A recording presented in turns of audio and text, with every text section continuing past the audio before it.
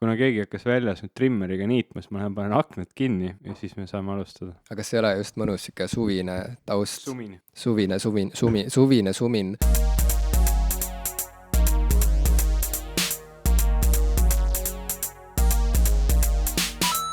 Tere, minu nimi on Ivo Krustok. Tere, mina olen Jim Ashilevi. Ja me oleme juba peaaegu 20 minutit seletanud ilma, et saade oleks alanud. Ma loodan, et seda sisse ei pane. Ei, seda ma ei pane, sest nüüd on eriti veel see, et ma olen nüüd tiisinud ära, et 20 minutit on mingit möla, eks ole, keegi tahaks seda nüüd õudselt kindlasti kuulata, aga näed, tuli ainult üks lause enne saate algust, võib-olla 2, ma ei tea, mis ma sinna panen. Aga mis saadet inimene kuulab? Ta kuulab saadet nimega Popkulturistid, ma arvan. Jah, see on ka nüüd öeldud. Jah, ma mõtlesin, et ma teen midagi teistmoodi. Aga tegelikult kõik selle teistmoodi tegemisega alati on see, et sa hakkad küll tegema teistmoodi, aga kogemused on näidanud, sa jõuad ikkagi oma rajale tagasi, ma arvan. Jah, seda nimetatakse üle oma varju hüppamiseks, mida sa üritasid praegu teha, et kui sa ei ole just Peeter Pan, siis ära hakka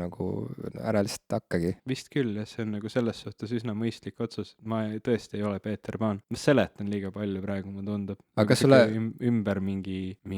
mõttetu mulja ajamine? Ei, ära muretse. Selles mõttes, et see on ju see, mis siin saates toimubki. See on see, mida meilt oodatakse. Et paneme salvestama ja hakkab lihtsalt tulema mingit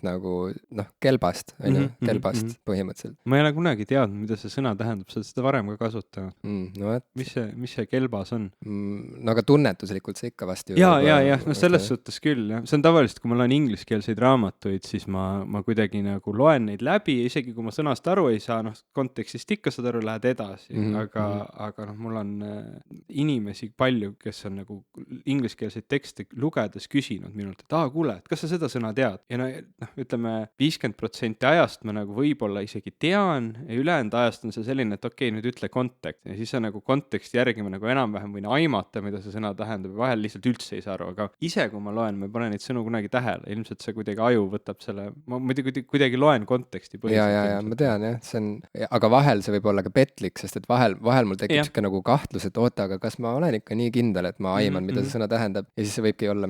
hoopis mingi irooniline sõna seal vahel, näiteks, et see ei tähenda üldse seda, mis ma arvasin. Kindliga saab järgi kohe vaadata. Ja, see on väga vahva. Hästi hea võimalus. Aga kui sina ei tea sellist eestikeelset sõna nagu kelbas, siis mina ei ole veel hästi aru saanud, mida tähendab sõna rämmar, aga ma tean, et see on praegu sõna, mida kõik kasutavad. Issand. Ja ma nägin isegi kellegi nokamütsi peal seda sõna, nii et see kõlab ebameeldivalt. Ma ei tea, see ei kõla positiivne sõna. Aga kuidas see kõlab? Kõla järgi, mis sa arvad, mida see võiks tähendada? See on inglisekeelne sõna, ma ei tea, rim job. See on kuidagi väga anaalne, tundub see sõna. Rämmar. Aga see vist, ma ka pakun huupi, aga see vist tähendab seda, mida varem tähendas läbu. Et tõsine üle piiride minev pidu. Jah. See on võib-olla siuke lausa õssi vääriline definitsioon. Tõsine üle piiride minev pidu. Ja, sest et ma olen näinud, et kuna Sass Henno hästi palju toetab ja kuidagi edendab 5- tegemisi ja kajastab neid sotsiaalmeedias, siis ta on ka seal kasutanud mõnel korral hashtagi rämmar või lihtsalt rääkinud, et tal oli kodus selline rämmar, et ta sai aru, et tal on vaja koristajat. Otsis Facebookis koristajat endale näiteks. No võt siis konteksti järgi võiks tunnetada küll, et tegu oli mingisuguse peoga, eks ole. Ja see pidu ilmselt läks üle piiride. Ma võin eksida ja võib-olla see tähendab midagi muud, võib-olla see tähendab näiteks. Aga kuidas seda sõna käänata, et lähme rämmima või täna õhtul, ma saan aru, et täna õhtul on suur rämmar, rämmime. Et nemad rämmivad. Lähme rämmarile või siis, et käisin rämmaril, aga tegusõnaks ta ei muuta. Lähme rämmime või? Ma ei tea. Nagu rammime, aga lähme rämmime või? Lähme rämmerdame, nagu trimmerdame. Eile rämmerdasime nii, et hommikul oli raske või Oli see vast üks uhke rämmar, nii vist öeldakse tavaliselt pärast rämmarit, on ju? Rämmisime nii, et kohe oli rämmitud. Jah, me tajume väga hästi seda noorsoobiiti, mul on nii hea meel, Ivo, et me oleme niimoodi me rullime. Kursis, nii me rullime. ma olen lugenud hästi palju viimasel ajal. Mul käib see asi selliste mingite täiesti etteaimamatute ja mitte üldse loogiliste siukeste perioodidena lausa. Et ma võtsin sinu raamatu vist esimest korda ette pool aastat tagasi või siis, kui ta enam-vähem välja tuli, see Armastuskirju teatrile. Siis, kui ta välja tuli, ma võtsin ta kohe, hakkasin nagu lugema, jõudsin umbes poole peale, et see ei olnud nagu see, et oleks nagu üliraskesti loetav olnud, et nii keeruline üldse ei jõua kuidagi edasi, vaid ma kohe nagu suhteliselt paari päevaga jõudsin ta kuhugi poole peale, siis ta jäi seisma. Ma ei lihtsalt kadus huvi. Mis põhjustel, ma ei lugenud mitte midagi vahepeal. Nagu üldse raamatuid ei lugenud, ei tahtnudki lugeda. See oli nii igav, et üldse kadus nagu lugemisisu ära mõneks ajaks. Ma tõlgin ümber praegu seda, et mis sa nagu ei ütle välja. Ja ma ei tahtnud nagu lugeda üldse enam. Ja nüüd siin siuke mingi 6 aega tagasi või niimoodi, ma hakkasin jälle lugema. Ma hakkasin sinu raamatust pihta, sest sealt ju jäi pooleli ja lugesin ta läbi. Et jällegi ei olnud süütundest. Ei pooleli jäi ju raamat. Et lihtsalt, et oleks mingi lõpetatus. Mitte, et sa tahtsid seda, mitte, et sa oleks tahtnud teada, mis päriselt seal nagu saab, siis tahtsid, et sind häiris. Kõigepealt häiris sind see raamat, see oli nagu tüütu lugemine, jäi pooleli, aga siis jäi närima see, et fuck, nüüd see on veel pooleli ka, et ma ei taha, et mul oleks elus nii palju pooleli asju, on ju, et viin selle lõpule ja sambad ristis lugesid lõpuni või? Jah. Näiteks, ma ei tea, mis põhjusel see nii oli, aga igatahes raamat jäi alguses pooleli, siis ma ei lugenud üldse, sest ma kuidagi ei tahtnud lugeda ja siis ma jälle hakkasin pihta sealt, kus viimane kord pooleli jäi. Ja lugesin selle raamatu läbi ja nüüd ma olen kuidagi lugemishoo peal, ma kohe jälle tahan lugeda. Mul on kogunenud, mäletan, see oli ka vist, ma ei mäleta täpselt millal, aga mitte väga erineval ajal, kui sinu raamat välja tuli, kinkis mu abikaasa mulle sellise raamatu nagu I Am Spock, mis on siis Leonard Nimoy selline eluloo raamat. Oota, kas selle põhjal on dokfilm ka tehtud või? Sest Netflixis ma nägin väga sarnase pealkirjaga dokki. Jah, on nüüd alles pärast Leonard Nimoy surma tuli dokumentaalfilm tema elust, mis on tema poja poolt minu arust tehtud. Aga ma ei ole seda veel vaadanud, sest ma mõtlesin, et need on 2 eri asja. Nad ei ole nagu päris samastatavad, sest see on minu arust Leonard Nimoy kirjutas 95. aastal, aga see dokumentaalfilm on nüüd natuke ikkagi siuke hilisem. See on nüüd tõesti nagu viimase aasta või millal ta välja tuli. Ma täpselt ei mäletagi, aga ma ei ole teda veel vaadanud. Ja selle raamatuga oli ka niimoodi, et ma lubasin endale, et ma ikkagi nüüd, ma võtsin sinu raamatu ette, ma loen ta läbi ja siis võtan järgmise, et nagu kõik kuidagi jäi niimoodi, mingi lugemisisu lihtsalt kadus ära, nagu me oleme siin vist 2. osa oli meil või 3., et surnud raamatutest, mida ma olen tahtnud lugeda, mis mul siin kodus on, et nagu võtad ette ja lihtsalt raamatud jäävad pooleli või lugemisisu kaob täielikult ära. Ja kui ma sain sinu raamatu läbi, mul kohe oli selline õudne kihk, et seda oli nii tore lugeda, et loeks kohe nüüd edasi. Ja nüüd ma olen poole peal juba seal, jällegi see poolepealne raamat, võtta, ma nüüd hakkan kartma, et äkki jääb täitsa pooleli. Aga ma olen nüüd umbes poole peal selle Leonard Nimoy raamatuga ja nad mõlemad, nii sinu see Armastuskirju teatrile kui ka see I Am Spock tegelikult räägivad suuresti ühest ja samast asjast. Ja see on nagu see näitleja kogemus oma rolli mängides. Sinul on ta suuresti nagu selle ümber selle Othello etenduse valmimise ja sinu selle karakteri leidmise ümber ehitatud ja Leonard Nimoy räägib oma elulugu läbi selle tegelase Spock. Ehk siis ta nagu natukene räägib seda, mis enne seda oli, kui ta Star Trek'i läks tööle, räägib ka sellest, mis siin vahepeal oli, mis pärast juhtus, kõik see on nagu olemas, aga see pöörleb ümber selle Spocki tegelase ja tal on 2 sellist väga kuulsat ja olulist eluloo raamatut, nendest esimene oli I Am Not Spock ja teine siis I Am Spock. Kui pikk ajavahe nende vahel oli? Paarkümmend aastat. Minu teada, kui ma nüüd õigesti mäletan, ma võin natuke eksida, aga minu arust see esimene oli 75. aastal äkki. Kas siis oli see teema see, et ta ei tahtnud nagu jääda selle ühe rolli järgi tuntuks ainult või? Natukene, ühesõnaga, mis tal oli see, et ühest küljest ta väga armastas seda tegelast ja teisest küljest ta nagu tõesti mingitel hetkedel ka seal 75. aastal ta ilmselt tundis, et see karakter on nagu, või ütleme kogu see sari ja kõik on oma elu ära elanud ja kõik need projektid olid seal ju see sari lõpetati ära ja siis oli väga ebaselge, mis üldse edasi saab, vahepeal tundus, et ei saagi midagi ja siis jälle nagu sai ja see on hästi palju keerukust selles, et nagu kuidas need lepingud täpselt läksid, et mingi hetk oli ta isegi selle stuudio vastu kohtus, sellepärast et tema selle tegelaskuju kujutist oli siis kasutatud reklaami eesmärgil ja tema ei olnud sellest 5 aastat vist raha saanud ja mingid asjad poolt aga läbi räägitud ja ja siis nende uute lepingute tegemine temaga muutus kahtluse alla aga ta kirjutas raamatu nimega I am not Spock, isegi ta nagu ise kirjutab sellest niimoodi, et ma ei tahtnudki sellist pealkirja panna sellepärast, et ma tahtsin niivõrd ennast distantseerida sellest tegelasest, ta mõtles, et see on lihtsalt hea nali, et ilmselgelt ma ei ole Spock, ma olen Leonard Nimoy, aga fännid võtsid seda nagu sellise, et me oleme sind loonud ja me võime sind ka hävitada mentaliteediga vastu, et kuidas sa hülgad selle tegelase, et see on nagu ilmselgelt sihuke tugev märk, et ta ei taha olla see tegelane, ta vihkab seda tegelast ja kõik see jutt nagu läks levima ja selle I am Spock raamatuga ta siis lootis selle vea parandada, ehk siis nüüd ta nagu võttis ette ja pani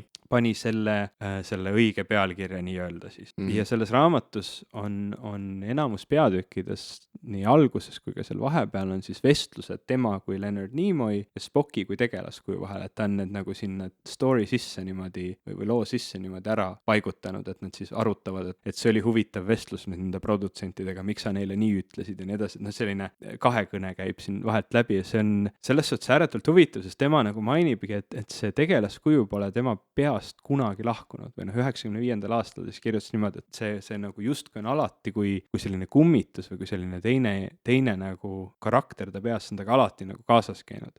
Ja sinu raamatus kuidagi see Othello puhul just, sul oli hästi palju nagu sellist, sa võid mind parandada, kui ma eksin, aga sellist nagu vastumeelsust seda tegelast üldse oma pähe lasta või kuidagi sa nagu, see tegelane üldse ei kõnetanud sind, see tundus sulle nii selline jälk tegelane, et sa justkui nagu ei tahtnud teda üldse oma peasse lasta ja see lugu on paljuski sellest, kuidas sa nagu üldse, kuidas sa nagu lõpuks jõudsid selle märgini, et ma ei pea selle tegelasega, selle teatriga nii väga kaklema, vaid ma pean lihtsalt selle rolli nagu ära mängima, ma ei pea teda üldse laskma enda sisse. Need on nagu kaks sellist väga huvitavat nagu täielikku vastandumist ja ütleme mõlemad siis sellisest näitleja elust või näitlemise teemast, et kogu selle pika jutuga ma tahtsin jõuda sellise küsimuseni, et kui Othello puhul sul oli selline vastandus, kas sinul ei ole selliseid karaktereid olnud elus, mis on sinuga kaasas käinud? Ma kujutan, sa pole nagu väga vist sarjades või selliseid nii-öelda konstantselt tagasi nagu sinuni tulevaid karaktereid pidanud mängima, aga kas sul on mõni jäänud ka niimoodi pähe kummitama? Ei, mul vist niimoodi ikkagi ei ole jäänud, et mind ei ole ja ma ei tea, võib-olla see on lihtsalt mingi iseloomus ka kinni, et vahel on küsitud mingite lugude kohta, mis ma olen kirjutanud, et kas need karakterid käivad minuga kaasas või kas ma nagu vahel mõtlen nende peale või nii, või et mingi, et näiteks Kehade metsa puhul, et mis sellest tegelasest siis edasi sai, on ju, pärast seda lõppu, et kas tal läks hästi või läks tal halvasti või mis see nagu ja minu suhe tavaliselt ikkagi lõpeb nende karakteritega nii laval kui ka paberil, lõpeb selle lõpuga, et ma kuidagi ma ei tea, jah, millegipärast see on nii, et ma nagu, et nad ei kummita mind niimoodi, et ma nagu kuidagi, aga see on ilmselt seotud ka sellega, et mis tüüpi teater on Von Krahl, et seal nagu vist väga ei toimugi sellist nii-öelda nagu sellist nagu seestumist inimestel, et nüüd nagu kuidagi minnakse niimoodi ilma igasuguse kõrvalpilgu ja irooniata kuidagi niimoodi lihtsalt minnakse sisse ja siis mängitakse ära mingisugune nagu meeletu sihuke, et kuidagi see oma kõrvalpilgu säilitamine või oma mingisuguse siukse kommentaari lisamine karakterile on kuidagi kraalilik ja kuna ma olen praeguseni ikkagi kõige rohkem kraalis teatrit teinud, siis nagu seal on jah see, et ilmselt ma olen lihtsalt nagu ka sellises keskkonnas olnud väga palju, kus jah, nagu ei minda võib-olla nagu nii lõpuni sisse mingisse karakterisse niimoodi pimesi. Tähendab, et ega ei peagi vist nagu pimesi sisse minema samas, aga on ju igasuguseid legende sellest, kuidas erinevad, ma ei tea, mingid Hollywoodi näitlejad, mida nad nagu endaga teevad, et kuidagi rolli sisse elada ja see on see meetodi näitlemine või kuidas te method acting'u värk ka, et kuidagi, et pead mängima, et sa oled nagu kuidagi piinatud ja räsitud, et siis nagu lähedki ja üritad saada peksa umbes tänaval ja mitte magada. Et ja selle Batmani filmi puhul ju Heath Ledgeri kohta ju ka räägiti, et selleks, et ta tahtis sellesse Jokeri rolli niimoodi sisse elada nii palju kui võimalik ja siis ta kuidagi ajaski hulluks ennast või kuidagi istus oma hotellitoas ja kuidagi, ühesõnaga, et ta oli kuidagi nagu, ma ei tea, kas see on tõsi, on just, et need legendid ju jõuavad lõpuks meieni nii, ma ei tea, 10-kordselt vahendatuna või 100-kordselt, on ju, et ma ei tea jah, noh, et mis osa, noh, seda ei ole võimalik tõestada nagu. Aga ma arvan, et see on inimtüübis kinni jah, sest et minu üks põhihirme elus on minna hulluks või kaotada kontroll ja ma arvan, et see on seotud sellega, et minust vist ei saaks kunagi sellist lõpuni rolli minevat näitlejat või, et ja ma leian, et see on täiesti okei, sest et ongi erinevaid näitlemise viise olemas ja iga teos vajab omaette lähenemist ja sellepärast ongi hea, et on palju erinevaid natuure, keda võtta ja kui on vaja kuskile kedagi, kes kehastubki ümber, on ju, ja räägibki oma kodus ja igal pool ka nagu püsib karakteris kogu aeg ja nii edasi, on ju, et siis noh, ka selliseid inimesi on võimalik leida, et see on okei. Jah, Leonard Nimoy ka seal raamatus nagu rääkis sellest, kuidas mingitel hetkedel ta juba nagu kodus hakkas vastama oma naisele kuidagi niimoodi, et noh, naine küsib küsimuse, siis ta ütleb, et yes, that seems reasonable ja siis, et noh, aga kui on nii, et I see no logic in doing it if it's that way, et noh, nagu ta hakkas nagu kuidagi Spocki moodi kõnelema juba oma naisega ja siis naine selle peale ütles, et you're doing it again, eks ole, et äkki sa nüüd tuled tagasi oma enda tegelaskuju juurde. Et noh, ma kujutan ette, et see võib nagu väga ränk olla, see hirm hulluks minna või kontrolli kaotada, et noh, see on hirm, mida ma väga kuidagi tugevalt jagan miskipärast, et noh, kui meil oli see sünnipäeva live asi, et siis pärast ma nägin neid küsimusi, mis meil küsitud olid, et Jarek kõiki ei jõudnud meilt küsida, et seal oli ka selline küsimus, et Ivo, et kui sina oleksid näitleja, mis teatris sa näitleks? Ma ei teagi tegelikult väga hästi erinevatel teatritel vahet teha, aga noh, ma tean ka seda, et näiteks sinu seda armastuskirjade raamatut lugedes ma ise ka tundsin, et noh, ma väga selgelt sain aru, miks on noh, üldse mõeldagi selle peale või kuidagi isegi teiselda neid tegusid laval või siis kaamera ees väga keeruline ja ma isegi kujutaks ette, et ma seda teeks või see tundubki nagu väga, väga selline ebameeldiv tegevus. Ma ei oskagi seda paremini kuidagi kokku võtta, noh see nagu... No seal peab olema mingi oma saladus sellel trupil või oma mingisugune mäng peab käima selle pealispinna all, sest et muidu loomulikult ju see oleks noh, vastuvõetamatu ja talumatu minna igal õhtul lavale seal, ma ei tea, mingi jalaga näkku lööma inimesi on ju kägistama, et see sõltub, et ühesõnaga lõpuks nagu ikkagi vist üks oluline osa prooviprotsessist on see ka, et luuakse, noh, saadakse nagu omavahel sõbraks ja tekib selline omavaheline usaldus niimoodi, et isegi kui laval toimub midagi väga rasket ja jubedat, siis ikkagi seda on põnev teha koos, sest et see ongi nagu, et lõpuks sa nagu oledki just nagu üks pillimängija paljudest selles nagu sümfooniaorkestris, kes kõik peavad nagu väga täpselt mängima ja väga täpselt jälgima, tähelepanelikult jälgima üksteist ja olema nagu täpsed, jah, on ju, et reageerima täpselt õigetel hetkedel ja õigesti ja siis sellest tekib mingisugune omaette hasart, et publik seda niimoodi ei jälgi ilmselt, nemad jälgivad lugu ja nagu kogu seda emotsiooni ja seda tähendust, aga et seal all just see mäng nagu, et see mängu täpsus ja see, kuidas nagu jagatakse omavahel seda tähelepanu, et kuidas nagu kuidagi võimaldatakse üksteisele teatud hetkedel nagu kuidagi särada ja olla nagu tähelepanu keskmes ja kuidas nagu võimendatakse üksteise mängu kuidagi niimoodi, noh, mingite salanippidega niimoodi passiivselt, on ju, et noh, nagu öeldakse, et kuningat ei ole võimalik mängida laval üksi, on ju, et tuled lavale üksi, kuidas sa nagu väljendad seda, et sa kuningas, noh, okei, kostüüm sul võib olla, aga kokkuvõttes, et ikkagi õukond mängib kuningat, on ju. Et kui inimene tuleb lavale ja teised kõik on ju, on väga aupaklikud ja ma ei tea, kummardavad kohe, kui ta siseneb või ma ei tea, põlvitavad, et siis on kohe selge, vaata. Et see ongi täpselt see, et kõik see siuke mänguloogika seal all on nagu see tore osa, et mind huvitabki see, et kui sulle meeldib asju lahti võtta ja vaadata, kuidas need töötavad ja uuesti kokku panna, et siis teater võimaldab samalaadset sellist nagu süsteemi ehitamist ja iga kord sa saadki nagu selles süsteemis kuidagi liikuda ja see on jube põnev nagu, et kas seekord tabame märki või mitte või kas seekord paneme mööda kuskilt. Nii et kui sa küsid, kas mingisugune roll jääb mind nagu, on jäänud mind niimoodi saatma, siis pigem ei, aga mis mind on jäänud saatma, on ikkagi need teemad, mida me oleme koos siis kuidagi lahanud seal laval. et need on need elemendid kuidagi lavastustest, mis jäävad mind saatma või mitte ka konstantselt, aga noh, mis mingitel hetkedel nagu meenuvad, et mingi temaatika meenub või sa mingi, sest et sa tegelikult ju lavastusest lavastusse analüüsid mingit hästi konkreetset elu aspekti, et iga näidend või isegi kui lavastus ei põhine näidendil, siis nad ikkagi, et seal on mingisugune keskne teema ja alates prooviprotsessi esimesest päevast kuni viimase etenduseni välja, sa nagu elad selles teemas sees ja see on see, mis on huvitav, et kuidas näiteks ajaga sinu lähenemine sellele teemale muutub, kuidas see areneb, näiteks kui vahepeal on olnud mingi pikk vahe, on ju, etenduste vahel, et näiteks ma ei tea, kas või terve aasta näiteks vahepeal ei mängi ja siis jälle lähed mängima mingit asja, kuidas siis jälle nagu meenub see aeg, mis siis oli ja kuidas sa siis seda kõike nägid ja kuidas sa siis nüüd oma uute kogemuste ja oma uue siukse elukogemusega siis nüüd lähened sellele kõigele ja samas sa pead ju taastama selle vana asja nii-öelda nagu mängima seda vana asja nii, nagu see oleks väga värske, aga noh, ikkagi paratamatult sa tood sinna kaasa nagu kõik oma elukogemuse nagu, et see muutub, et see küpseb ajas, et see ongi ka väga tore, et film seda ei võimalda, film ei saa nagu ajas küpseda või näitleja ei saa ühes filmis ajas küpseda, see pannakse purki ja siis ta on olemas ja nii see jääb, aga teatris on see võimalik, et ongi, et nagu Linnateatris mingeid asju, ma ei tea, Tõde ja õigust on vist mängitud üle 10 aasta vist nüüd juba, et see on ikka päris pöörane, on ju, ja seal on ju trupp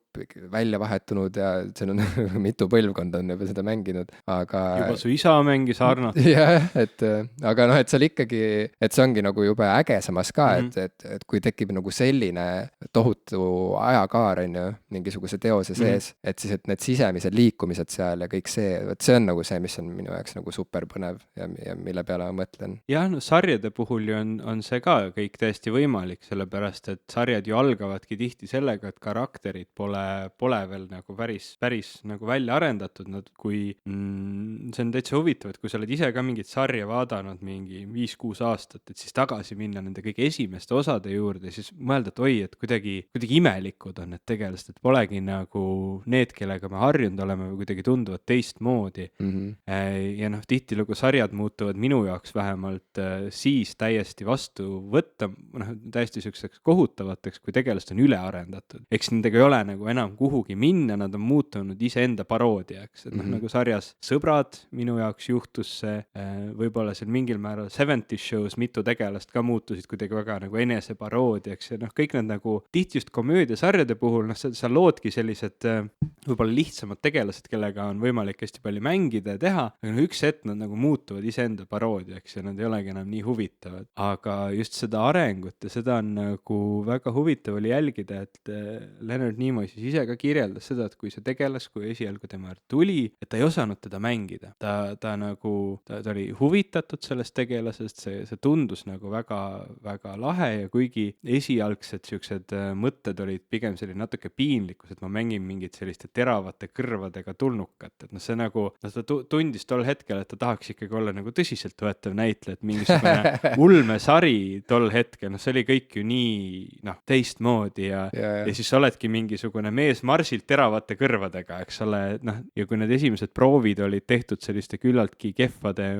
kõrva nende proteesidega, mis kuidagi veel seal valgustitega sulama hakkasid, see kõik nagu, ta ütles, et kui ta jalutas seal ringis, ta lihtsalt tundis, kuidas kogu see kamp inimesi nagu itsitab ta üle, eks ole, kes seal filmimas olid, et need olid need päris esimesed piloodid ja ei olnud ju Star Trekil kohe algusest Captain Kirk, kes oli ju tuntud kui selline hästi energeetiline sihuke action tegija, eks ole, et ta mõtles küll väga palju oma asju läbi, aga ta oli nagu see, et kes läheb nagu südamega ja teeb ära. Esialgu oli see kapten oli esimestes nendes stsenaariumites palju rahulikum, palju sellisem kaalutletum ja mõtlikum ja tegelikult väga sarnane Spocki tegelaskujuga. Ütleski, et senikaua, kuni seal sarjas olid 2 väga sarnast tegelaskuju, ei osanud ta nende vahel nagu seda joont tõmmata, ta ei teadnud, kuhu tema peab minema ja kui siis ükskord tuli William Shatner ja mängis Kirk Kirki nii, nagu ta on kuulsaks saanud, et siis ta nagu nägi jah, et kuna Kirk on nüüd nagu defineeritud niipidi, siis mina pean minema seda teed pidi ja ta isegi kirjeldas osade kaupa seal neid päris esimesi osi, kus ta, et selles osas ma veel ei olnud ära tabanud, et kui te mäletate, et siis seal, kus ma läksin sinna kohta ja ütlesin seda, et see ei ole asi, mida Spock ütleks.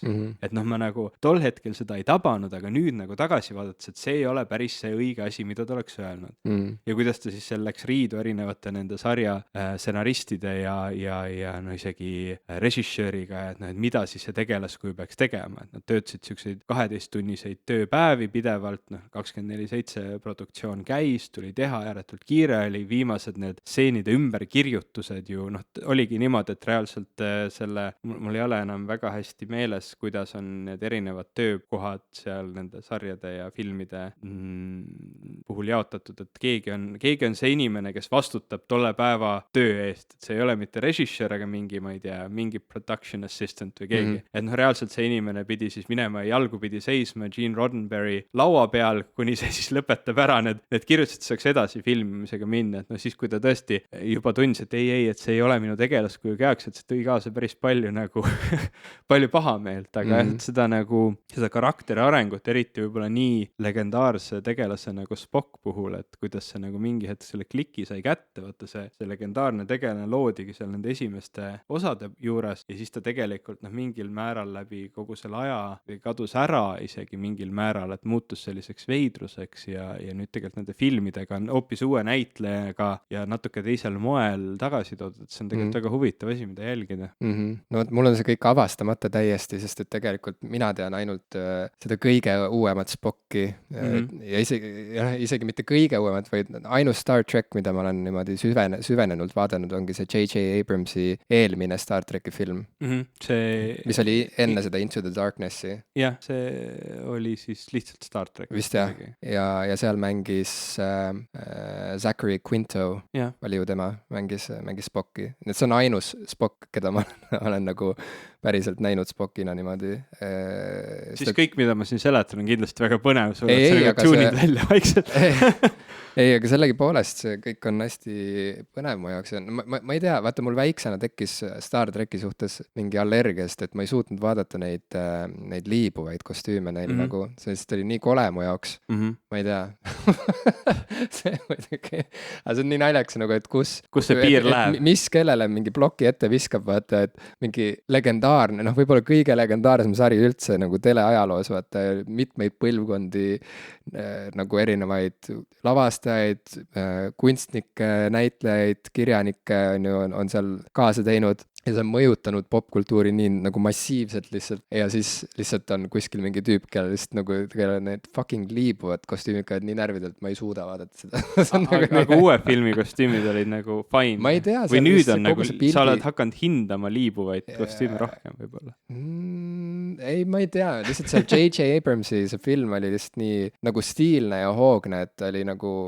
et mõnes mõttes väga siuke nagu tänapäevane siuke ulmemärul, aga samas seal oli mingisugune väga lahe intensiivsus, et see meeldis mulle lihtsalt väga ja seal see Spock mulle ka meeldis nagu, ma saingi nagu esmakordselt aru, et see on siis see Spock, kellest kõik räägivad, et ta on selline, et ta on selles mõttes kummaline siis, et aga ei, ikkagi nagu ma arvan, et see, millest Nimoy räägib, et see on väga kadestusväärne ja noh, mõni ime, et teda see Spock on niimoodi elus saatnud, sest et tõesti, kui sa, ma ei tea, pool elu mängid mingid karakterid, kes on veel nagu nii ikooniline tegelaskuju ka, et kelle järgi noh, ongi kuidagi mingid, alates sellest käe tervitusviipest on ju, kus sa paned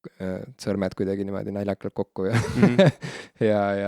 The Vulcan Salute. Ja siis see Vulcani kõnepruuk ja kogu see mõtlemisloogika ja et noh, et see on nii suur asi, mis selle ühe karakteri taha on ehitatud, et ta ongi võrreldav juba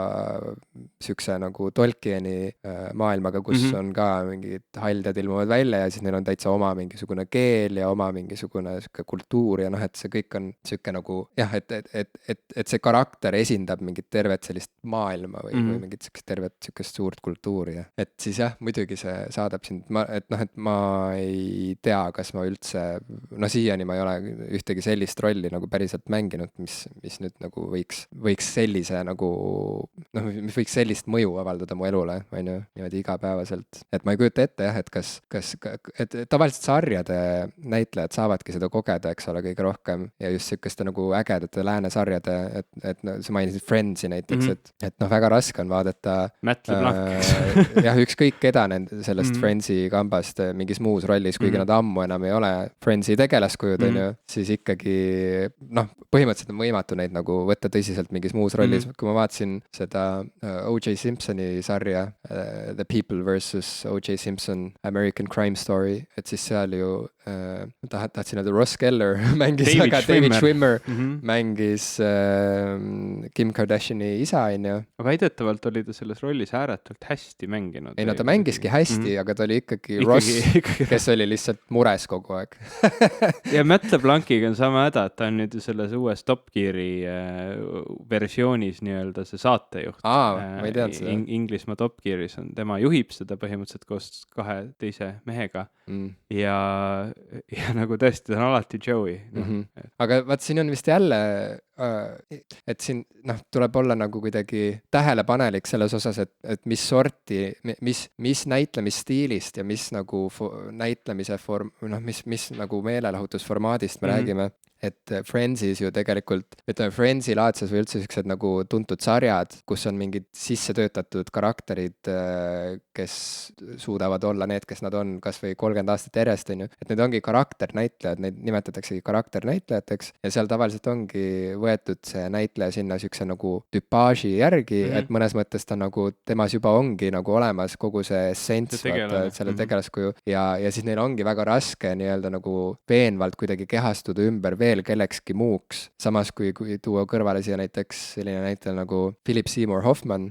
kes on väga palju erinevaid filmirolle teinud ja tõesti on suutnud nagu üks hetk mängib Truman Capote'it, on ju, ja ongi täiesti teistsugune inimene ja siis teisel hetkel ta on, ma ei tea, Synecdoche New Yorkis, on ju, mängib mingit sükest frustreerunud stsenaristi, on ju, kes on lihtsalt süke ülekaaluline, süke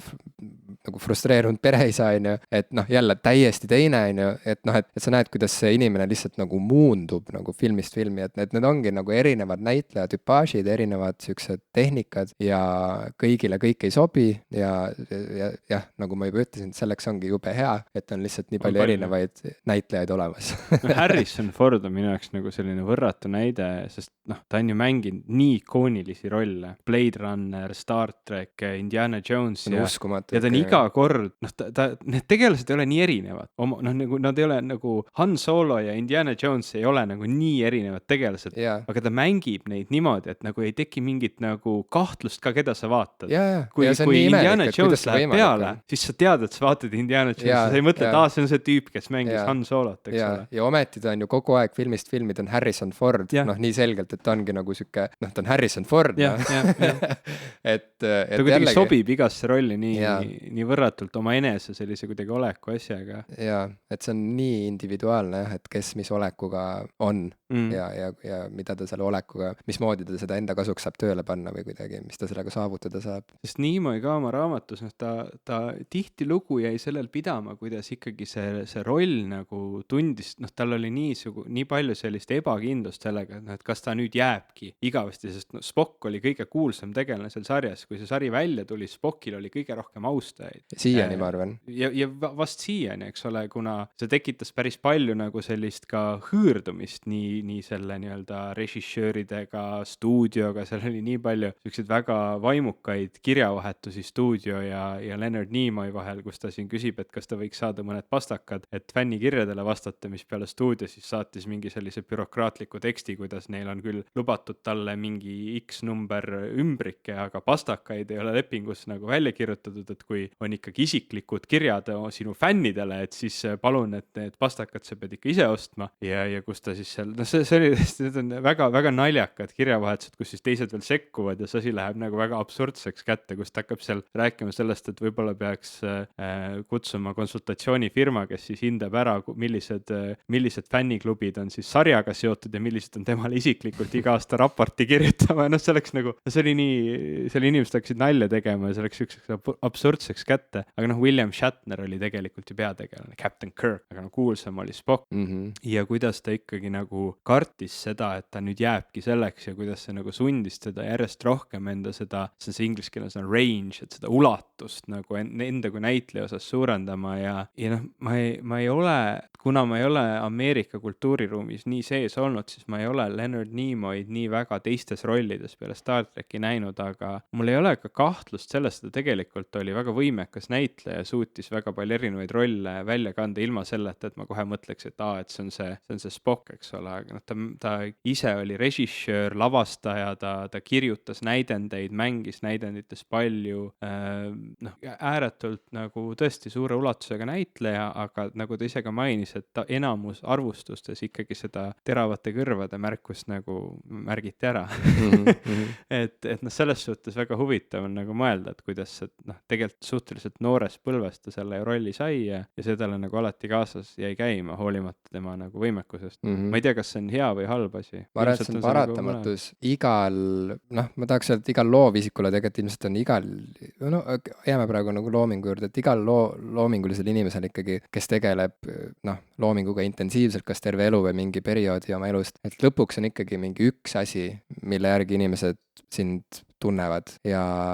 muidugi on alati selliseid nagu hardcore fänne, kes uurivad ja huvituvad kõigest, mida sa oled teinud ja nii edasi, aga lõpuks ikkagi harilikult see on nii, et igalühel on mingi üks asi, mis on sihuke hitt ja mille järgi kuidagi pannakse paika, et ta on, noh, tema on see Spock, on ju, ja see ongi sihuke paratamatus ja see on alati vist mingil määral ka kuidagi noh, nagu mingi, noh, veidi nagu frustreeriv, et noh, ma kujutan ette, et Nimoy puhul ka, et kui ta nii palju muid asju ka tegi ja ta oli nii mitmekülgselt andekas, et tegelikult ju oleks väga kuidagi, noh, ta ju on väärt seda, et inimesed teaksid ka muudest asjadest, mida ta tegi, muudest suurtest asjadest, aga jah, see on paratamatus, et inimesi on nii palju ja kunsti on nii palju ja kõike on nii palju informatsiooni ja nii, et me lihtsalt reaalselt ei jõuaks nagu kõigisse, kogu maailma loomingusse sa lihtsalt ei jõua süveneda niimoodi, nii et lõpuks jääbki sulle nagu mingi üks sihuke põhimärksõna meelde igaühe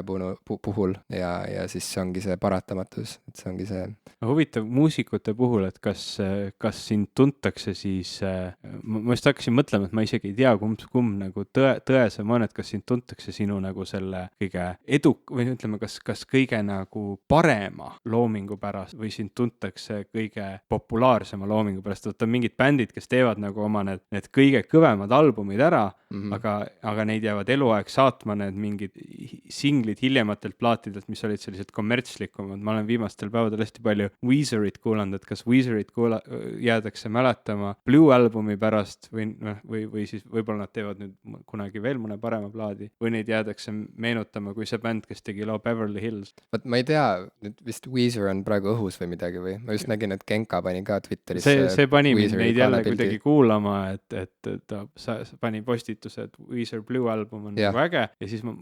kuidagi meenus, et on küll äge ja eriti mul on viimased 2 Weezeri plaati oli White album ja Everything Will Be All Right in the End või midagi sellist, et need on mulle õudselt meeldinud ja siis ma nüüd olen kuulanud neid, lihtsalt tuli meelde, et see on see bänd, kelle puhul räägitakse, et nad tegid 2 võrratut albumit ja siis kogu see sell-out värk ja siis vahepeal oli täielik sihuke raadiokommerts ja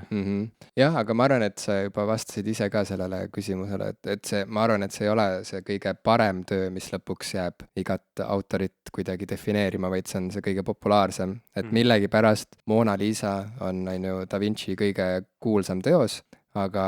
noh, pole ju mõtet isegi väita, et see on tema kõige parem teos või noh, et mis mõttes või kunstiliselt kõige keerukam või tehniliselt kõige keerukam. Et see on lihtsalt nagu noh, uskumatult kuulus, on ju, ja ma arvan, et väga paljud inimesed ei teagi muid Da Vinci teoseid nagu, et nad ei pruugi selle peale isegi mõelda, et mis need muud teosed võisid olla, nad lihtsalt teavad Mona Lisat, sest et see on kõige kuulsam maal üldse, on ju, et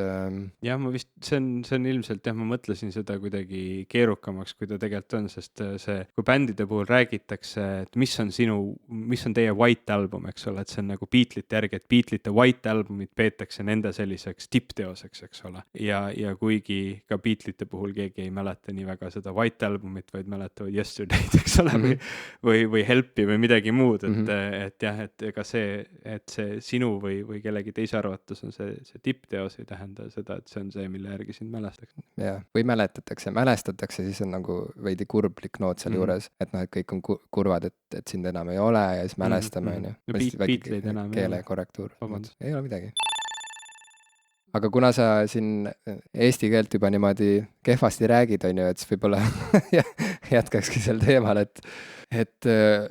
laulusõnu sa oled kirjutanud ju päris palju oma elus. Ikka olen mõned, jah. Kas sa oled rootsi keeles ka kirjutanud laulusõnu või? Ma ükskord üritasin, aga sellest ei tulnud väga midagi välja, sest kõigepealt pead sa ilmselt keelt oskama, et selles midagi kirjutada. Küll ma kuulasin vahepeal väga palju siukest väga melanhoolset ja romantilist rootsi esinejat, tütarlast, naist Melissa Horn, kellel oli üks laul ja Saaknar tei mindre o mindre, mida ma praegu siin ei ütelnud üldse väga ilusasti välja, et ma igatsen sind vähem ja vähem. Ja üks päev ma unustan sind täielikult. Selline, ja siis ma kuidagi kuulasin seda tema laule ja mõtlesin, et võiks ju proovida midagi rootsi keeles kirjutada, aga ei tulnud kunagi midagi välja. Ma oleksin ilmselt lihtsamini saanud hakkama mingite Wintersorry ja selliste black metali karjumistega. Till fjells ja for kungok Festerland või midagi siukest, mägedeni ja siis kuninga ja isamaa eest. Mingid siuksed rootslastel on väga huvitavat muusikat, väga seinast seina. Lihtsalt see teema kuidagi on tulnud päevakorda. Ma tean küll, miks see on tulnud, sa postitasid Facebooki, hakkasid seletama sellel teemal. Okei, jah.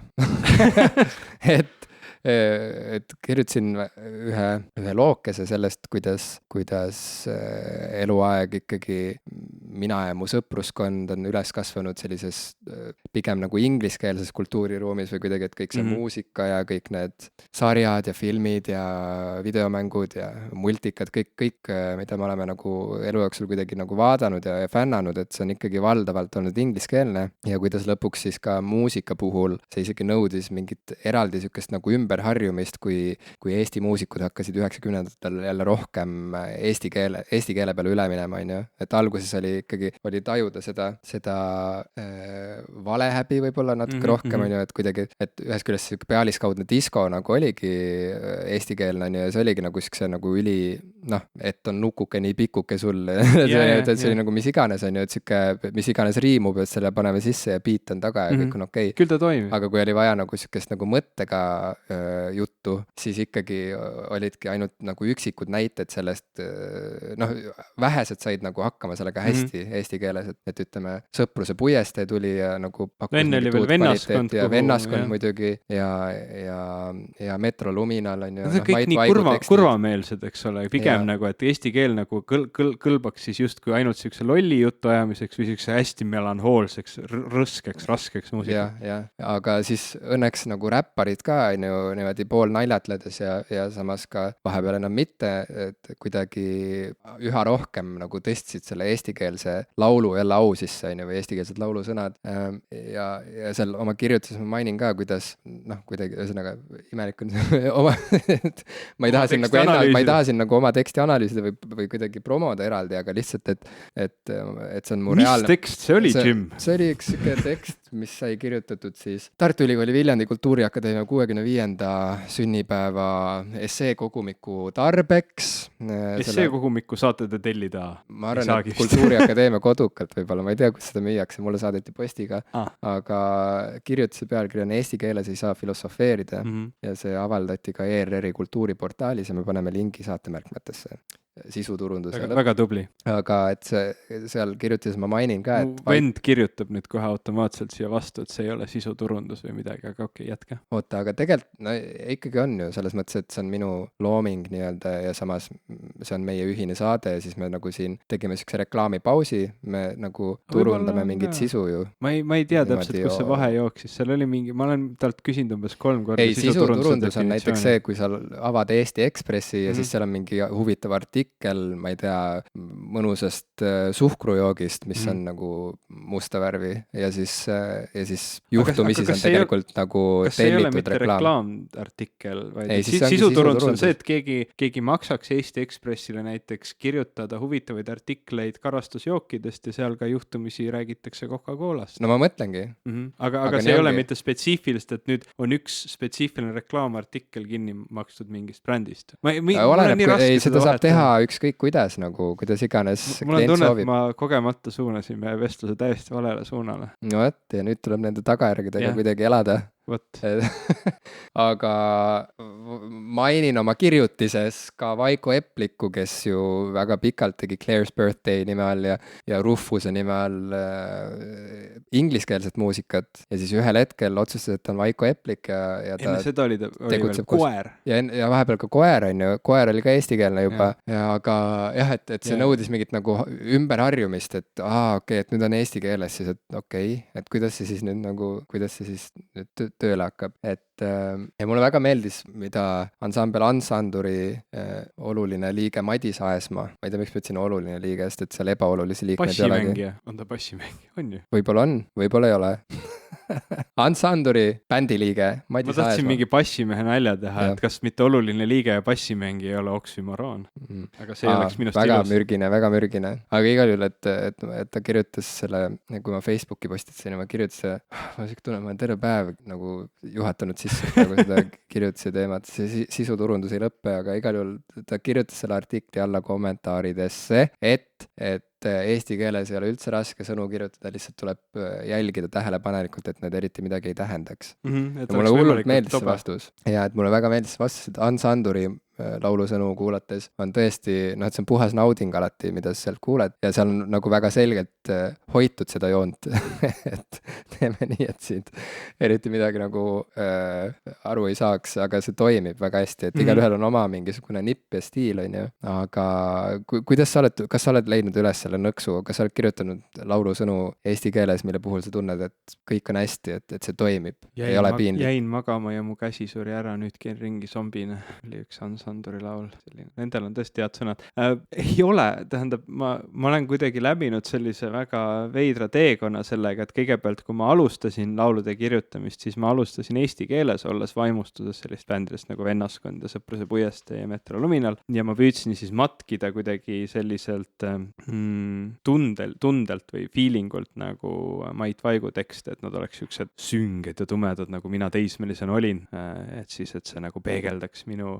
seda, nagu ma tahtsin välja paista just. Ma ei mäleta, mida ma üritasin teha, aga need tekstid ei olnud head, nendel ei olnud nagu sisu, et see oligi täpselt see, et ta võis küll olla nagu süngem või tumedam kui Nukuke või mis iganes selline lihtsalt riimumise pärast kokku kirjutatud tekst, aga ta oli peamiselt kokku kirjutatud riimumise pärast, et need sõnad lähevad riimi, kas siit nüüd mingi loogiline joon välja jookseb, kas ta nagu toimib, et see on nagu algklassidele õpetatakse, kuidas luuletust kirjutada, et sul on siin see riimi struktuur ja niimoodi katsu paika panna, et ma isegi, laulude puhul polegi see nii oluline, et sul tekiks nagu alati väga hea rütm silpidest, sa saad seda nagu lauldes natuke venitada siia-sinna, aga ütleme luuletustena need tekstid kindlasti ei toiminud, et luuletustes peab ikkagi mingisugune sisemine rütm olema. Ja siis mingi hetk kui ma Rootsi olin kolinud, siis ma mõtlesin, et okei, nüüd ma olen Rootsis ja keegi mu sõpradest siin ei saa aru minu lauludest, et siis ma hakkan kirjutama inglise keeles. Ja mu tekstid läksid nagu paremaks või kuidagi inglise keeles. Ma isegi ei tea, kas tekstid läksid paremaks seetõttu, et ma hakkasin teises keeles kirjutama, ma hakkasin rohkem mõtlema selle mingi läbiva mõtte peale, aga tekstid nagu hakkasid nagu olema loogilisemad ja inglise keeles oli neid ka võib-olla natukene nagu mugavam kuulata. Et Frank Zappa on minu arust, ma olen üritanud seda intervjuud üles leida täpselt, kus ta seda ütles ja kuidas ta seda täpselt ütles, aga ta rääkis sellest, kuidas, et väga lihtne on kirjutada inglise keeles tekste armastusest, et see on nagu kõigile nii mugav ja ammu juba teada ja harjumuspärane, et kõndisin pargis, lehed langesid, nägin sind ja et see kõik on nagu, see on suvaline, et tema tahab kirjutada asjadest, millest keegi kunagi kuulnud ei ole ja kui sa kasutad neid asju oma tekstides, ja tema nagu oli ka siis selle koolkonna poolt, et see tekst oleks võimalikult sihuke totakas, et siis ta läbi selle totruse kuidagi saigi kasutada neid nagu eriti siukseid sõnu, mida keegi pole lauldes kuulnudki, rääkida mingi täiesti absurdsetest asjadest, see kuidagi toimis. Ja ma kuidagi nagu ise ei ole kuidagi suutnud endas seda rahu tekitada nende totakate tekstidega. Totakas tekst, et ta hea oleks, peab tal ikka ka mingi hea sihuke point olema, vähemalt peab ta hea sõnamäng olema või ta peab mingi sihuke terav asi olema. Et nüüd, kui ma olen tagasi tulnud ja järjest rohkem mõtlema hakanud oma tekstide peale ka nagu teisi luuletajaid lugedes ja nagu neid nagu analüüsides, et nüüd ma eesti keeles jällegi kuidagi mul on tunne, et mu eestikeelsed tekstid on paremad, aga nüüd nad mitte ei ole nagu siuksed lihtsalt nagu normaalsed tekstid, vaid ma suudan kirjutada ikkagi jälle ainult sellistest natukene kurvameelsematel teemadel, et mu ingliskeelsed laulud on palju rõõmsamad kui mu eestikeelsed laulud. Ja ma isegi täpselt ei tea, miks see nii on. Ma ei tea, kas see keel kuidagi võib-olla defineerib see ära või ma ei oska tõesti seda lustlikkust keeles nagu leida, et kuidas seda lustlikkust ära kasutada, sest eestikeelsetest tekstidest ju Villu Kangur ja kes need Ultima Thule sõnad autorid tihti seal olid ja need on ju sellepärast kihvtid, et seal on osatud seda lustlikkust keeles nagu välja tuua või ei, ma ei tea. See on mingi üliveider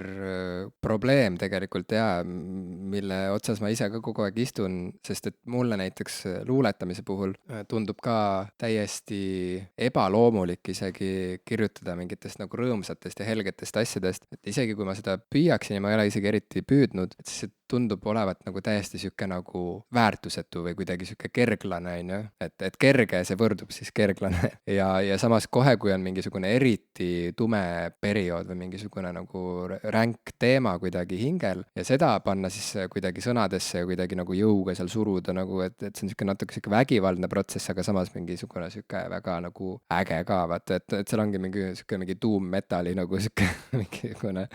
või mis iganes mingi muu hämar muss, mida siia paralleelina kõrvale tuua, et seal on mingisugune sihuke nagu mingi süngusest tulenev sihuke nagu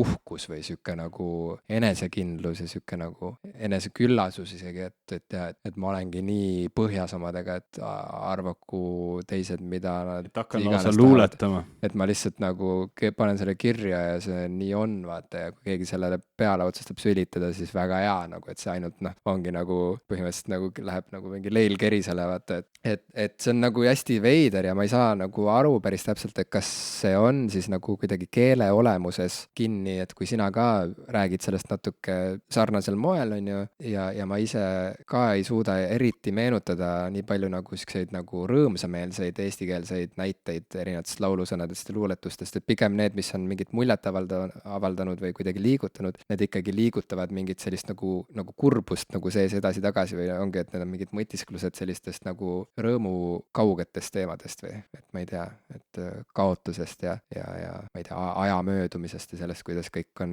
kaduviku teel et et saad aru, et siuksed elu olemust puudutavad küsimused ja samas see ongi nii vale ju tegelikult, et seal on mingi miski on nagu tasakaalust ära, sest et tasakaalu saavutamiseks peab olema ju võrdselt nagu mõlemat poolust, eks ole, ja tegelikult ju elu olemuse juurde käib ka väga suur rõõm ja suur huumor ja kas mul huuled ei läinud kokku, ma kuulsin, ma ütlesin huumor, mingi siuke huumorit peab saama ka ja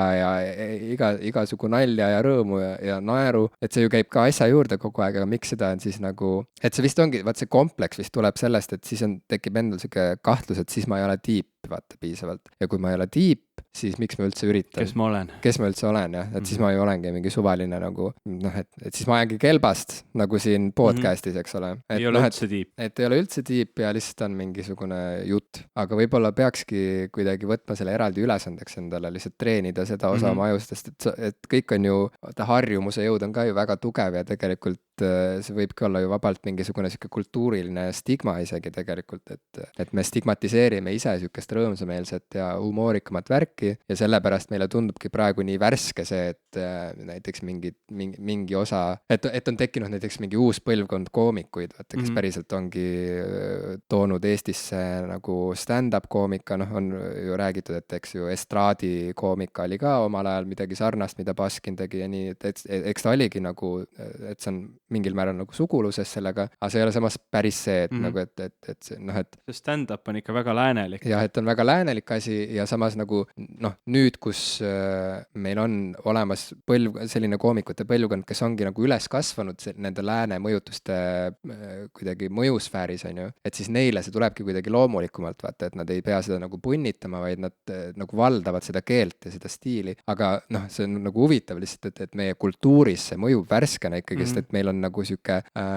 eelarvamus ikkagi valdavalt vist oma kultuuri suhtes, et siin nagu väga palju nagu noh, et nalja saab, aga see nali on alati sihuke nagu kibe pigem ja ta on sihuke nagu peidetud või ma ei oska öelda, et sihukest lahtist nalja nagu on, ütleme nagu Ameerika kultuuriruumis on ju, et seda nagu ei ole nii väga ja sellepärast tundub ka kuidagi ja ka huumorikirjandust meil on ju nagu väga vähe tegelikult, et ongi, et noh, Mart Juur on meil olemas ja Kivirähk on olemas, on ju. No mingi hetk tuli tasakaaluks kogu sellele morbiidsusele meie, ma ei tea, muusikute ja luuletajate seas, noh just nüüd, ma ei tea, kui me räägime sellest minu nooruspõlvest nende vennaskondade, Sõpruse puiesteede ja kosmikute ja muuga, tuli see Tartu Nakk ja kogu see kamp seal, kes nad olid, see Jaan Pehk orelipoisina ja Apo Ilves ja Vahur Afanasjev ja kogu see nagu kamp, kes siis nagu üritaski sihukest nagu, mitte kelbastajad, vaid noh, sihukest nagu, tõesti see oligi nagu, need olid laulvad näitlejad ja, või sorry, laulvad luuletajad, kes siis läbi... Neil olid rohkem nagu rämmarid toimusid siis. Jah, ma ei tea, jah, see sõna tuli jälle tagasi, anyway, et nagu tegidki siukseid nagu hoopis omapäraseid luuletusi, hoopis omapäraseid siukseid laule, oli pigem keskenduti siukse lühikese sõnumi peale ja see oli nagu alati mingi siukse vimkaga või naljaga või noh, kontra ja oli juba nagu, ma ei tea, kas see kontrast võib-olla see nagu inspiratsioon seal tuli, see kamp on nagu kõik kuidagi ühest Lõuna-Eesti poolt nagu suuresti või enamasti. Ja noh, need nagu ka ju hakkasid laulutekstidesse läbi nende enda laulude ja läbi teiste nende sõprade muusikute laulude nagu tekkima ja tegelikult ju suur osa või noh, ma ei tea, kui suur osa, aga väga mitu väga populaarset Tanel Padar enda Sunny laulu on ja Apo Ilvese tekstide peale ja kuidagi ega noh, see rokkmuusikas ka ju nende eestikeelselt tõsiselt võetavate tekstide kirjutamine oli ikka väga keeruline lugu, et ma mäletan Terminaatori puhul, ma ei tea, kas see on harjumuse värk, et kui AC/DC karjub laval yeah, no, et see on nagu normaalne, aga kui Jaagup Kreem karjub jaa, et siis see lihtsalt kõlab nii võõralt või veidralt või veel hullem on, kui ta karjub jaa, baby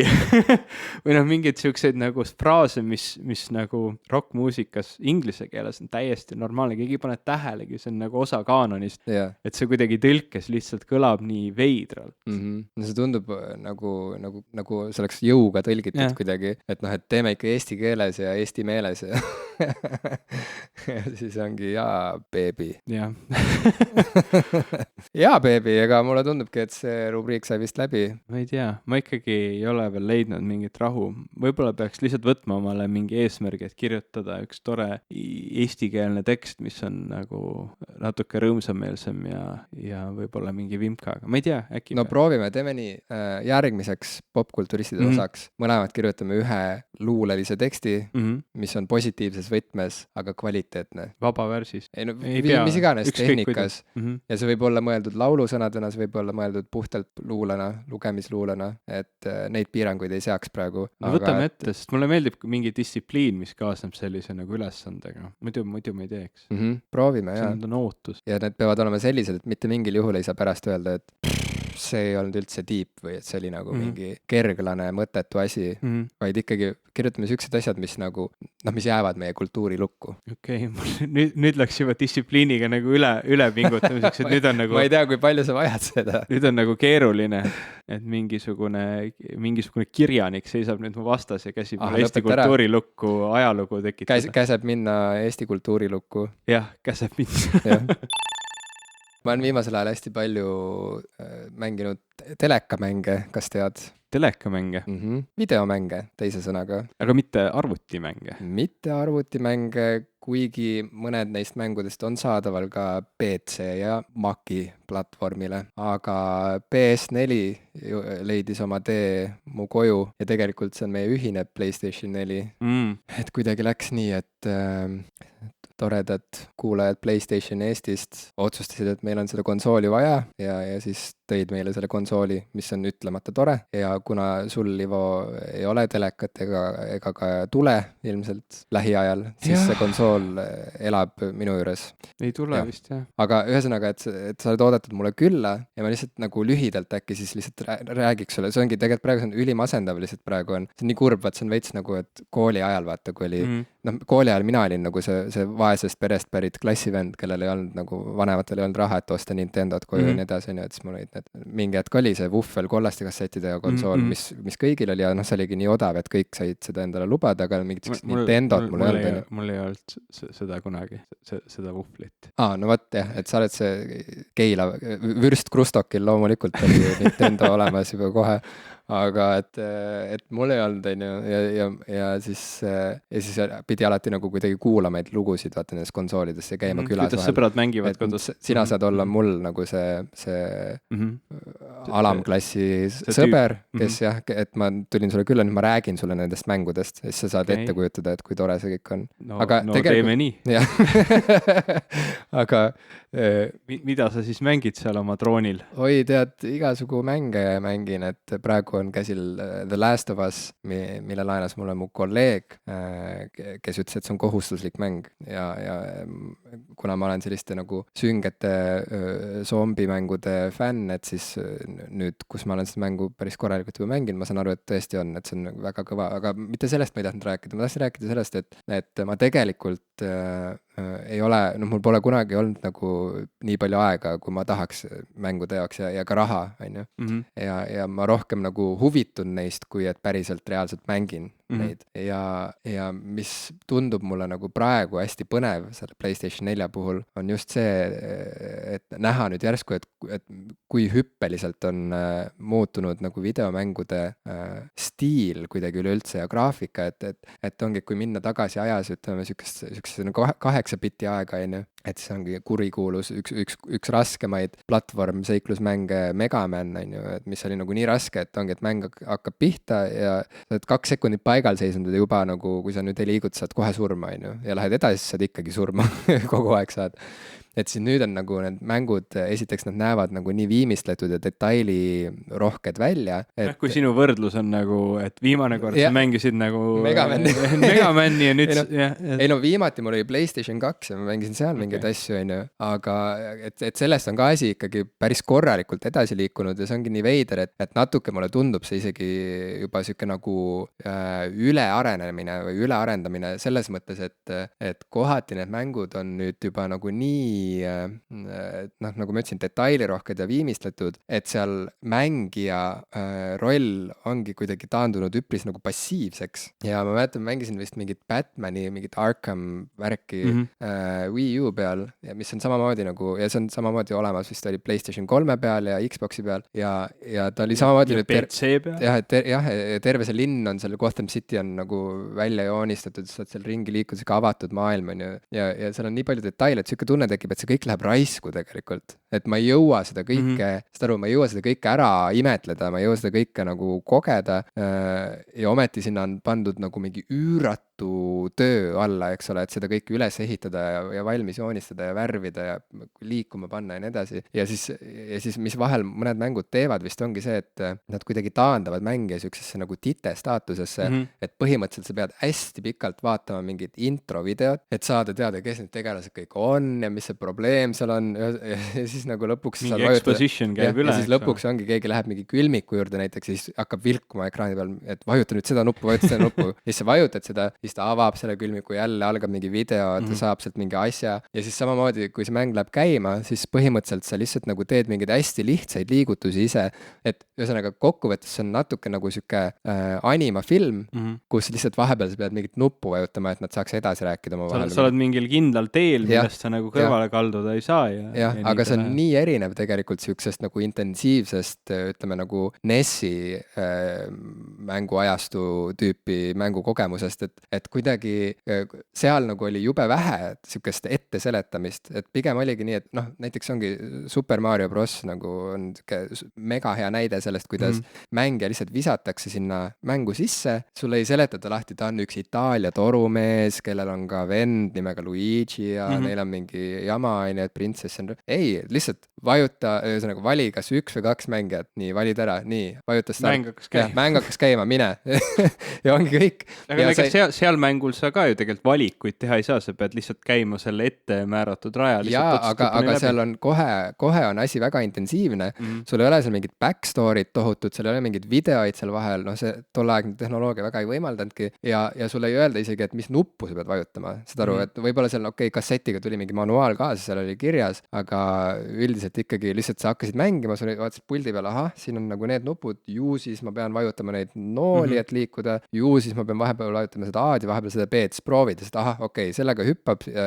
nüüd tuli mingi seen välja, ma vist pean selle seene ära sööma, onju. Noh, et see on siuke, et käigu pealt õpetatakse mängijale see mängu loogika ja motoorika selgeks. Kogemuslik. Ja seal ei ole mingeid nagu jutumulle üleliigsed, ei ole mingeid tohutuid nagu lahti seletavaid videoid, samas kui nüüd mulle tundub, et kõik need siuksed AAA mängud, onju, mis nagu välja tulevad, need massiivsed siuksed mega produktsiooni nagu siuksed multimiljon dollar nagu siuksed nagu tooted, et seal on hästi palju siukest nagu seletamist ja väga vähe nagu action'it. Noh, sõltub žanrist, aga põhimõtteliselt tundub olevat see põhikontrast nagu siukse nagu vana põlvkonna ja nagu selle uue põlve mängude vahel. Et noh, jällegi me jõuame sinna, kuhu me varemgi oleme jõudnud, et mulle tundub, et noh, ongi, et kui praegu vaata kas või mingi emulaatoriga võtta ette mingi Megaman on ju, et see on lihtsalt nagu, see on nagu kohutavalt nagu närvi ajav kogemus et see on nagu nii raske, et sa mõtledki, et nagu, kas tänapäeva lapsed üldse nagu aimavad, kui rasked olid mängud kunagi ammu, vaata. Aga no ütlen, see on kõik relatiivne ja sõltub mängu žanrist ja muidugi on strateegiamänge, mis on endiselt rasked ja intensiivsed ja nii edasi ja mingid shooterid, eks ole. Ja platvormikaid samamoodi. Jah, et noh, et ma olen vaadanud mingid Doomi gameplaysid ja noh, et see kõik on endiselt väga intensiivne ja rets, on ju. Aga kas sa nagu eelistad pigem sellist mängu, mis lihtsalt ongi mäng või mängu, mis pakub sulle tervet elamust? Sest seal see vahe tegelikult on, ega see Super Mario, ta pakkus sulle elamust võib-olla siis sellel ajal, sest sa ei olnud midagi sellist varem kogenud, aga tegelikult see mäng ise, lihtsalt mäng. Ja.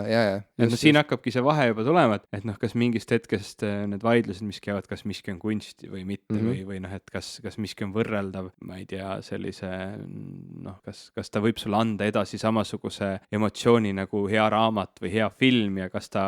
žanrina eraldi veel kannab mingit lisaväärtust, et kas ta võib sulle midagi paremini edasi anda kui raamat või film, et noh, näiteks film võib anda mingeid asju oluliselt paremini edasi kui raamat ja mäng võiks ju tegelikult oma mehaanikast lähtudes ka veel nagu anda mingit, noh muidu ta lihtsalt ongi film, mida sa vaatad ja vahepeal saad nuppu vajutada, eks ole, et noh, see nagu ei ole päris see,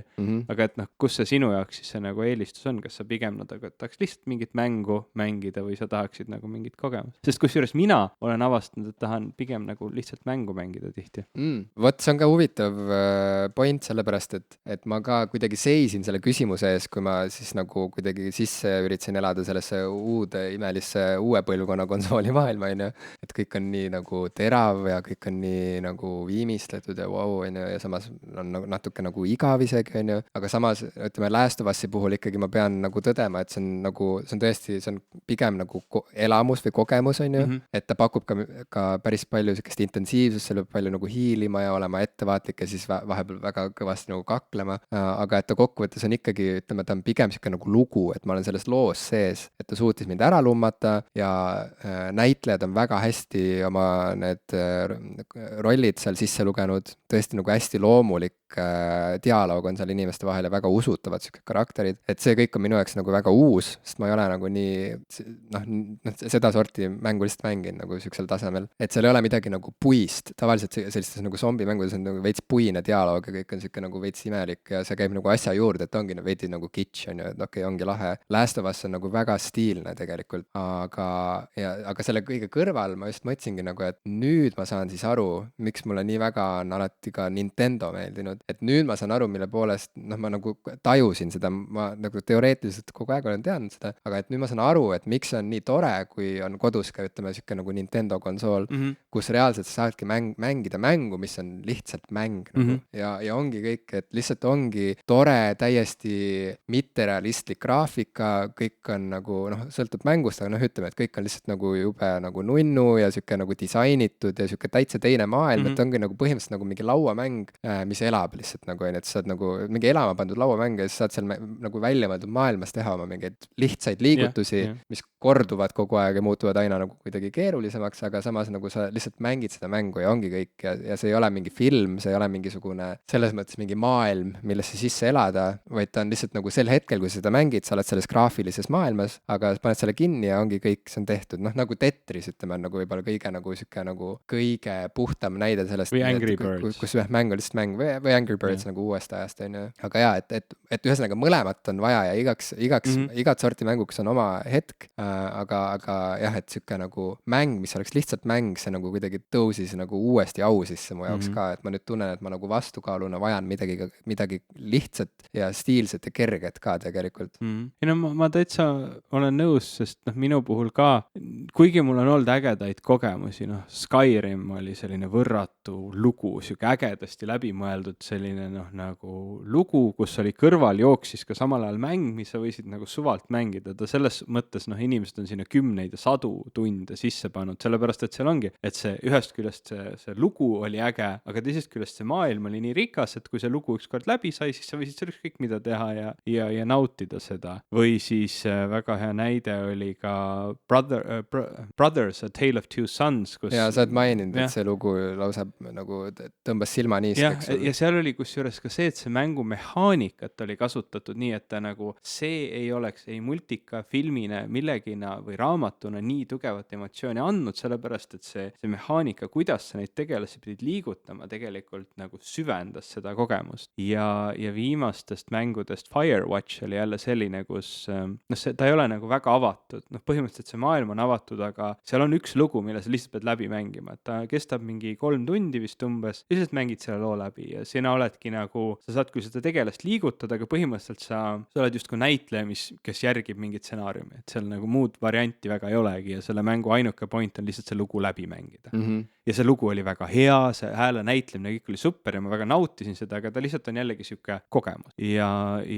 The Long Darki puhul ka, see oli siis selline metsas ellujäämise mäng, mis selle mängu tegelikult müüs mulle maha puhata mängida saatejuht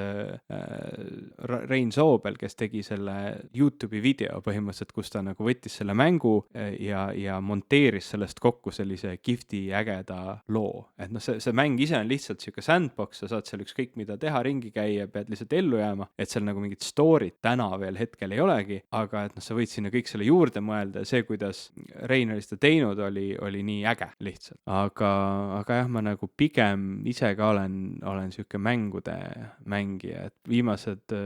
nüüd oli siin see Steam'i poe see suvine allahindlus, et siis ma kõigepealt võtsin omal automehaaniku simulaatorist, mulle meeldib asju kokku ja lahti võtta ja see oli nagu tore on autosid seal lahti kruvida podcasti kuulamise kõrvale näiteks, jälle mingi mediteerivasi, kuigi see viskas palju kiiremini üle kui rekkaga sõitmine. Ja siis ma võtsin sellise mängu nagu Headlander, mis on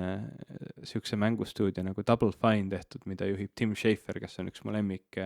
mängude tegi, et tema on teinud selle Monkey Islandi seeria ja Full Throttle ja Grim Fandango ja need on nagu tema kuulsad mängud ja Psychonauts. Ja see küll otseselt ei ole tema tehtud mäng, aga sellel mängul on selline spetsiifiline Double Fine'i siuke huumor ja väga huvitav siuke pseudo 60s, 70s siuke äge retrograafika ja ta on nagu siuke kihv platvormikas. Neid kutsutakse vist Metroidvania tüüpi mängudeks. Ahah, et nagu Metroid ja Castlevania mingis laines. Segu, jah, et teoreetselt, et see on nagu siuke suur maailm, kus sa saad nagu võimeid juurde ja nende võimetega siis sa saad nagu mängust tagasi minna, nagu mingeid uusi osasid seal nagu kaardil avastada tänu nende, jah, see on siuke huvitav mäng. Mulle see väga meeldis. Ja ka kokkuvõttes ma olen lihtsalt nagu väga rahul, et et kodus on jälle sihuke armas koduloom nagu PlayStation, sest ma olen ikkagi PlayStationi sõber. Vahepeal mõtlesin, et äkki peaks proovima ka Xboxi ja siis proovisingi inimeste juures, kellel see oli, aga siis mul näiteks ühe sõbra juures hakkas käsi valutama Xboxi pulti nagu hoides, et ma ei tea, et kuidagi PlayStationi pult on nii nagu omane mulle väga meeldivad siuksed pisikesed detailid ka, nagu näiteks see, et see helendab et selle puldil on see tuluke on ju seal ees. Xboxil on ka. On või? Aga kas see tuluke vahetab värvi ka või? Ma ei tea. PlayStationil ta vahetab värvi vastavalt sellele, mis on mängukeskkonnast on. Mul on arvutil see vana Xbox 360 pult, mitte selle Xbox One'i pult. Kuigi ma peaks uuendama, sest mulle nagu see Xboxi pult meeldib palju rohkem. See kõik ongi lõpuks ikka nagu maitse asi ja nii edasi, ja tegelikult hea meelega prooviks ka Xboxi. Prooviksid,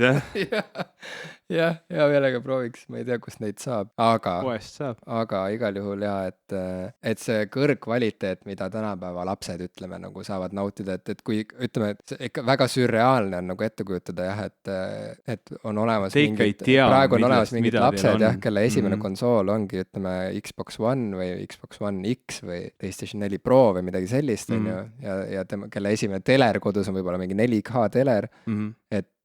et väga hull värk võib-olla see. Te ei saa aru, eks ole, ma pidin Jurassic Parki vaatama mingisuguselt väikeselt telekalt, kus oli mingi videomakk, mis päris hästi ei töötanud, nii et tal oli see pealmine plekk oli lahti kruvitud ja see keegi oli lindistanud VHS kasseti peale, see oli selline kassett, kus oli magnetlint sees, mida luges heli või ütleme selline magnet,